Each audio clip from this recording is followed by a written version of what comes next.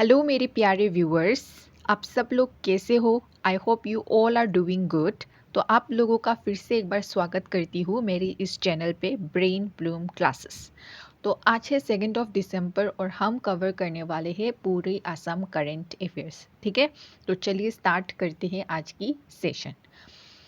पहली important news ये है कि असम दिवस कब आता है? 2 दिसंबर। हर साल 2 दिसंबर असम में क्या मनाया जाता है? सुकाफा दिवस भी बोला जाता है, असम दिवस भी बोला जाता है ना? तो इस दिन से हम लोग थोड़ा इसका टाइमलाइन देखेंगे। ठीक है, देखिए एक्चुअली क्या हुआ था कि जो सुकाफा है, जिनको पॉपुलरली माना जाता है he is the founder of the Ahom kingdom, right. वो दिसंबर में नामरूफ पहुँचे थे और उन्होंने इस्ताब्लिश किया था पॉपुलर किंगडम ऑफ असम, जो कि क्या है? अहोम किंगडम। ठीक है, ये कब हुआ था? हम कौन सी साल के बारे में बात कर रहे? 1228 के बारे में बात कर रहे। ठीक है, फिर 1951 में क्या हो गया था? असम को एक कॉन्स्टिट्यूएंट स्टेट ऑफ इंडिया का दर्जा मिला, है ना? कब? 1951। ठीक है, फिर 1972 की अगर मैं बात करूँ, 1972 में क्या हुआ? जो असम की कैपिटल है वो शिलोंग से चेंज करके क्या लाया गया है? दिसपुर। ठीक है, दिसपुर जो कि कैपिटल क्या है? असम स्टेट का। क्लियर? और अगर 1996 की हम बात करें तो इस ईयर पे पहली बार असम दिवस बोल के सेलिब्रेट किया गया दिसंबर 2, और उसके बाद से हर साल दिसंबर 2 को असम में मनाया जाता है असम दिवस। इसको सुखाफा दिवस भी बोला जाता है। ठीक है, और इधर इस दिन में क्या होता है? पूरा स्टेट में एक रीजनल हॉलीडे होता है। ठीक है, आई होप आप लोगों को समझ आया है। तो चलिए मूव ऑन करते हैं नेक्स्ट न्यूज़ पे। नेक्स्ट है launch of city action plans. तो क्या है सिटी एक्शन प्लान्स? CAPs। तो गवर्नमेंट ऑफ असम किसके साथ पार्टनर कर रहा है? जनाग्राहा। ठीक है, इसके साथ पार्टनर करते हुए लॉन्च कर रहा है CAPs, caps, city action plans. ठीक है, और ये जो CAPS है ये पार्ट है ऑफ 2 शहर 1 रुपयम प्रोग्राम। ठीक है, जो प्रमोट करेगा क्या? Participatory urban governance. ठीक है, बेसिकली क्या है कि इस सिटी एक्शन प्लान्स में जो 10 सिटीज़ है उनको डेवलपमेंट किया जाएगा अच्छे से, ऐसे तरीके से डेवलपमेंट किया जाएगा कि सस्टेनेबल है। ठीक है, सस्टेनेबल है, ताकि ये जो सिटीज़ डेवलप किया जाएगा उसको एक एग्जाम्पल सेट करेंगे। ठीक है, कि अगर अच्छे से प्लान किया जाए इन ए प्रॉपर इन ए स्ट्रक्चर्ड वे तो हम लोग डेवलपमेंट भी ला सकते हैं इन ए सस्टेनेबल वे। क्लियर? इसको लॉन्च किया गया है बाय जयंता माला बरुआ, जो कि मिनिस्टर है housing and urban affairs. Clear? Of Assam, right. तो देखिए पर्पस क्या है सिटी एक्शन प्लान्स का, कि ये ब्लूप्रिंट्स ऐसे पकड़ लीजिए एक एग्जाम्पल की तरह सेट करेगा for sustainable transformation of cities, है ना। तो आज की डेट में डेवलपमेंट तो बहुत इम्पोर्टेंट है, लेकिन डेवलपमेंट अगर हम लोग ज़्यादा की तरफ चले जाएंगे तो उसके साथ साथ इन्वायरमेंट को भी नुकसान होता है ना। क्योंकि इन्वायरमेंट और डेवलपमेंट की दोनों जो ये कॉन्सेप्ट है इन्वर्स है। अगर ज़्यादा डेवलपमेंट होगा तो इन्वायरमेंट को नुकसान होगा, अगर आप ज़्यादा इन्वायरमेंट को प्रोटेक्ट करने चाहोगे तो इन डेवलपमेंट नहीं कर पाओगे, है ना। तो ये जो इन्वर्स कॉन्सेप्ट है of development in environmental protection, है ना। तो इसको ये जो सिटी एक्शन प्लान से ये ब्लूप्रिंट सेट करेगा कि कैसे हम लोग सस्टेनेबल तरीके से, है ना, ट्रांसफॉर्म कर सकते हैं सिटीज़ को। ठीक है, तो एम क्या है? Rapid urbanisation through structured and planned development. ठीक है, अगर अच्छे से स्ट्रक्चर्ड करके प्लान तरीके से अगर हम लोग डेवलपमेंट करें तो अर्बनाइजेशन तो होगा लेकिन सस्टेनेबल तरीके से होगा। क्लियर? ओके। फिर बात करते हैं अच्छा इसके अंदर ही है कि focus on urban water bodies. Urban water bodies के बारे में भी बताया गया कि गवर्नमेंट ने स्टार्ट कर दिया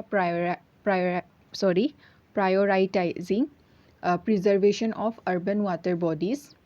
ठीक है, Over 2,000 water bodies identified across the state. Implementation of Assam Water Bodies Act to protect and manage this asset. तो ही जो डिस्ट्रिक्ट्स बोला है मैंने, अच्छा मैंने शायद डिस्ट्रिक्ट्स का नाम नहीं बोला है ना, तो बेसिकली बता देती हूँ 10 डिस्ट्रिक्ट्स है, ठीक है, जो ब्लूप्रिंट्स की तरह लाया जाएगा। और वो डिस्ट्रिक्ट्स है तिनसुकिया, डिब्रूगढ़, नॉर्थ लखीमपुर, शिवसागर, जोरहाट, तेजपुर, नौगांव, नलबाड़ी, धुबरी और सिलचर, ठीक है। तो उसी सिटीज़ के अंदर ही बात कर रहे कि फोकस किया जाएगा अर्बन वाटर बॉडीज़ पे भी, ठीक है।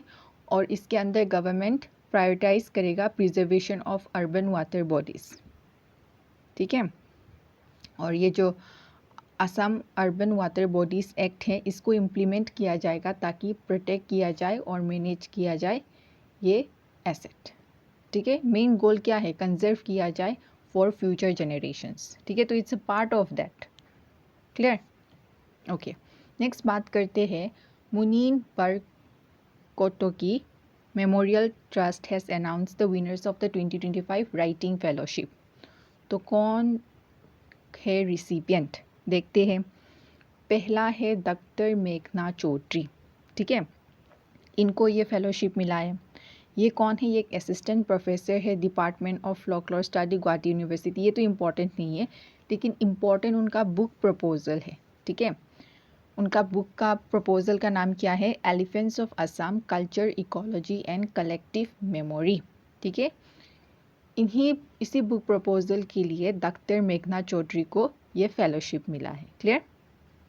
और एक है जो है अरूप शांडिलिया, ठीक है।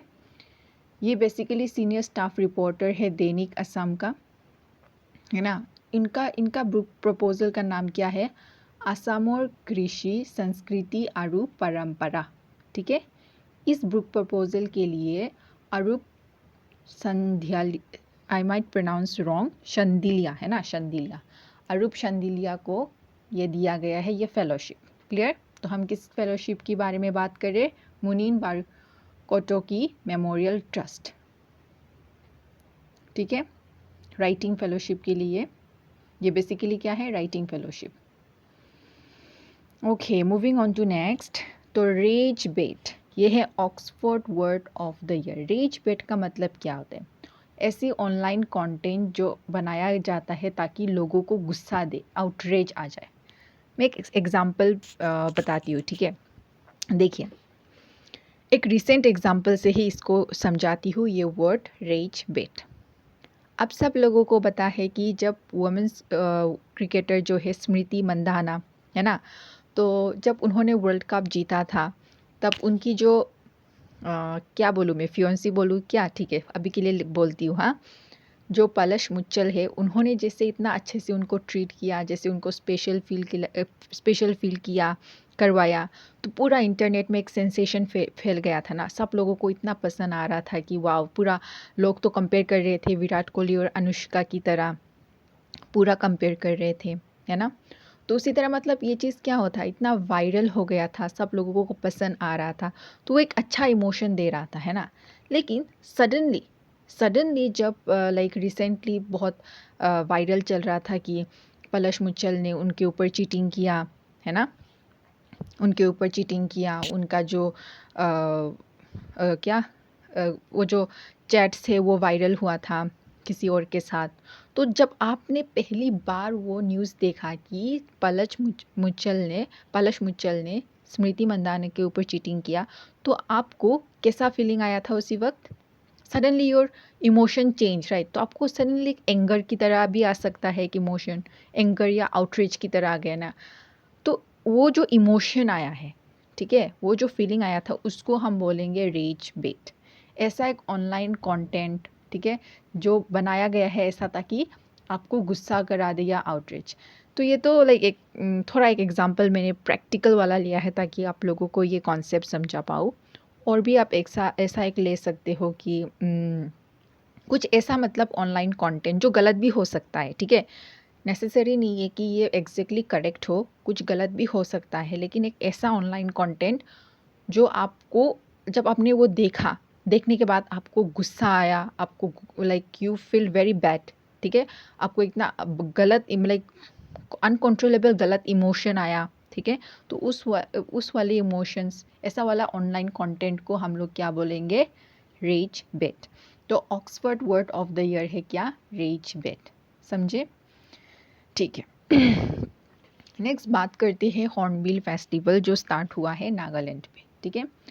तो हॉर्नबिल फेस्टिवल जो नागालैंड पे होता है, कहाँ पे, Kisama village, Kisama village of Nagaland पे ये होता है हर साल 1 to 10 दिसंबर, ठीक है। दिस ईयर का जो पार्टनर कंट्रीज़ है वो कौन कौन सा है, स्विट्ज़रलैंड और आयरलैंड, ये दोनों है partner countries of hornbill festival, ठीक है। और एक चीज़, ये जो हॉर्नबिल फेस्टिवल है 2025, इसका एडिशन कितना है, 26th एडिशन। क्यों, क्योंकि पहली बार हॉर्नबिल फेस्टिवल सेलिब्रेट किया गया था 2000 पे, ठीक है। तो अभी 2025 में कितना नंबर का एडिशन है, 26th, ठीक है। और एक इम्पॉर्टेंट चीज़ हॉर्नबिल फेस्टिवल से रिलेटेड की, इस फेस्टिवल को क्या बोला जाता है, फेस्टिवल ऑफ फेस्टिवल्स, ठीक है, festival of festivals, clear, okay. तो इसी के साथ हम लोगों ने कंप्लीट कर लिया आज की session, and I really do hope आप लोगों को अच्छे से एक एक न्यूज़ समझ आया है। इसी तरह मेरे साथ जुड़े रहिएगा ताकि हम लोग कवर करेंगे हर एक expect which is important from the examination point of view, clear. और इसी के साथ, और प्लीज़ हाँ सब्सक्राइब कीजिएगा, लाइक कीजिएगा और शेयर कीजिएगा, ठीक है, ताकि मैं और आप लोगों के लिए से कंटेंट ला पाऊँ, है ना। तो इसी के साथ एंड करती हूँ आज की session. Thank you so much.